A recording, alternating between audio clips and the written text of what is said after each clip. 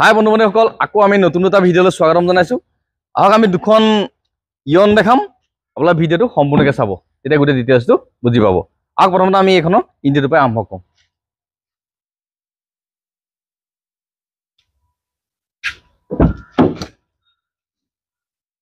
এইটো ইঞ্জিনটো চাই লওক, ৱাশ্বিং কৰা নাই, গাড়ী কালি সোমাইছে, কাৰণ ইয়নবিলাক বিচাৰি থাকে যে কাষ্টমাৰ, সেইকাৰণে লগালগ দি দিছোঁ আমি। ইঞ্জিনটো দেখিছে আপোনাৰ, এচেছৰিজৰ বস্তু কমপ্লিট লাগি আছে আপোনাৰ। আহক ইয়াত দূৰত দেখিছে আপোনাৰ কমপ্লিট চিল আছে দেই, কোনো ডেণ্টিং পেণ্টিং নাই গাড়ী, আৰু সৰু সুৰা স্কেচ নাই তেনেকৈ। এই বাম্পাৰটোতে অকণমান স্ক্ৰেচ আছিলে, এইটো কালাৰ কৰি দিয়া হ'ল। বাম্পাৰবিলাকত প্ৰায় লাগে অকণমান অকণ, আৰু এইটো টায়াৰ দেখিছে আপোনাৰ 75% প্লাছ আছে। চিট কভাৰ দামী কোৱালিটি লাগি আছে আপোনাৰ, ভাল কোৱালিটি হয় চিট কভাৰটো। এই দৰ্জা দেখিছে কমপ্লিটলি চিল আছে। আমি ভিডিঅ'টো এনেকৈ দেখাওঁ যাতে ভিডিঅ'টো চাই গাড়ীখন ভেৰিফাই কৰিব পাৰে কাষ্টমাৰজনে। ডিকিটো দেখাই দিছোঁ আপুনি, দেখিছে ডিকি চিল আছে কমপ্লিট। ডিছপ্লে আপোনাৰ মোটামুটি 50% প্লাছ আছে।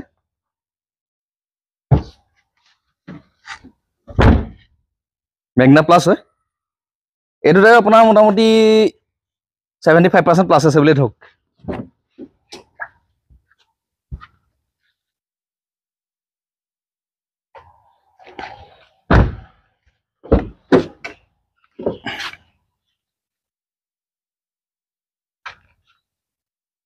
ৱাশ্বিং কৰিবলৈ আছে, ৱাশ্বিং কৰিলে আপোনাৰ মোটামুটি 60 ধূলি চুলি পৰি অলপ লেতেৰা লাগিছে।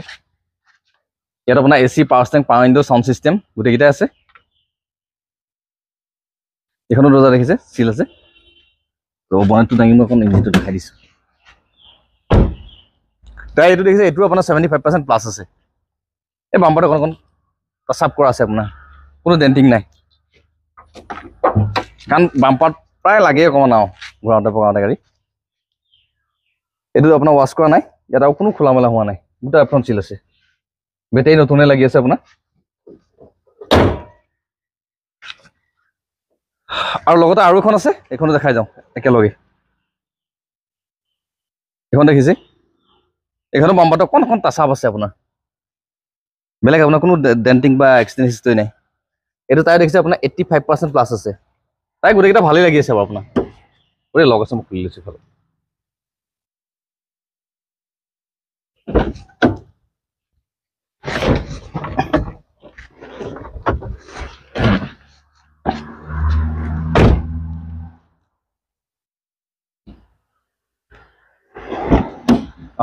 আপোনাৰ ইণ্টাৰটো চাই লওক, এয়াতো দেখিছে আপোনাৰ এচেছৰিজৰ বস্তু কমপ্লিট লাগি আছে আপোনাৰ, চিট কভাৰ মেটৰ ধৰি। ইয়াত আপোনাৰ AC, power steering, power window, sound system গোটেইকেইটাই আছে। এইবোৰ দৰ্জা দেখিছে আপোনাৰ কমপ্লিটলি চিল আছে, কোনো ডেণ্টিং নাই।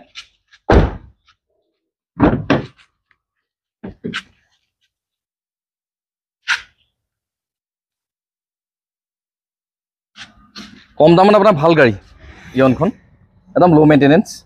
এই দেখিছে এইখনো চিল আছে আপোনাৰ। এইটো টাই দেখিছে আপোনাৰ প্ৰায় সমানে আছে, আপোনাৰ 80 প্লাছ আছে। লগত ডিকিটো দেখাই দিছোঁ।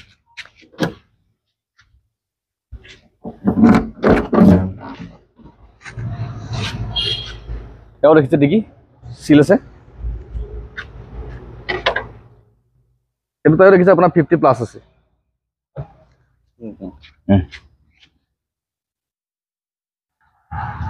হুণ্ডাই গাড়ীৰ ভিতৰত আপোনাৰ ইয়নখন একেবাৰে ল' মেইনটেনেঞ্চ গাড়ী, মাইলেজ ভাল, লুকটোও ভালেই মোটামুটি, আৰু চলাবলৈও ভাল, স্মুথ। এইটো দেখিছে আপোনাৰ,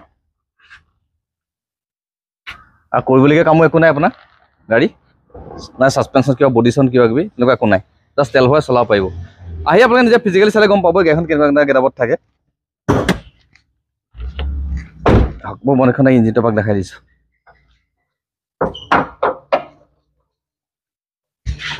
আহক, ইয়াত দেখিছে এপ্ৰন চিল আছে, ইয়াত কোনো খোলা মেলা হোৱা নাই। এইটো এপ্ৰনো চিল আছে, বেটেৰী নতুনেই আছে, বনেট কমপ্লিট চিল আছে।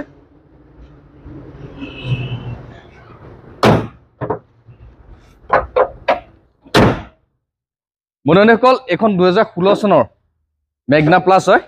এইখন আপোনাৰ দাম হ'ব 2,52,000 টকা ফাইনেন্স এভেইলেবল আছে আপোনালোকে আহক নিজে ফিজিকেলি গাড়ীখন চাই লওক কেনেকুৱা গেটাপত আছে আৰু আপোনাৰ 70,000 80,000 ডাউন পেমেণ্ট দিলে আমি বাকীটো লোন কৰাই দিব পাৰিম আপোনালোকে আহক নিজে ফিজিকেলি গাড়ীখন চাই লওক কেনেকুৱা গেটাপত আছে আৰু যিমান সোনকালে পাৰোঁ সিমান সোনকালে আমি ফাইনেন্সটো কৰাই দিম 3 দিন বা 4 দিনৰ ভিতৰত আপোনালোকে গাড়ী লৈ যাব পাৰিব আৰু লগতে এইখনো মেগনা প্লাছে হয় এইখনো 2016 চনৰ হয়